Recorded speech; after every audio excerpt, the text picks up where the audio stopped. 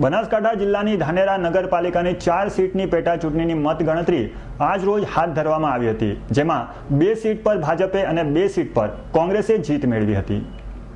બનાસકાંઠા જિલ્લાની ધાનેરા નગરપાલિકાના 4 સભ્યોને પક્ષ દ્વારા સસ્પેન્ડ કરાતા ધાનેરામાં ફરી 4 સભ્યોની તારીખ 29/11/2015 ના રોજ ચૂંટણી યોજાઈ હતી, જેની આજે મતગણતરી હાથ ધરવામાં આવી હતી, જેમાં વોર્ડ નંબર 1માં ભાજપના ઉમેદવાર દજાભાઈ ભુદરાભાઈ તારક વિજય બન્યા હતા.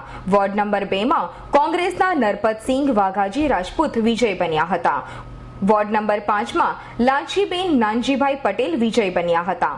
વોર્ડ નંબર 6માં ઇન્દુબેન રાજેશભાઈ વિજય બન્યા હતા. આમ કોંગ્રેસ અને ભાજપ બંને પક્ષને 2 સીટ મળી વિજેતા ઉમેદવારોને ફૂલહાર પહેરાવી તેમજ ફટાકડા ફોડી લોકોએ ખુશી મનાવી હતી અને ઉમેદવારો સારું કામ કરે એવી લોકોએ શુભેચ્છા આપી હતી અને શાંતિપૂર્ણ માહોલમાં મતગણતરી કાર્યક્રમ સંપન્ન થયો હતો. કેમેરામેન અશોક ઠાકોર સાથે સુરેશ ગલચરનો રિપોર્ટ S9 ન્યૂઝ બનાસકાંઠા.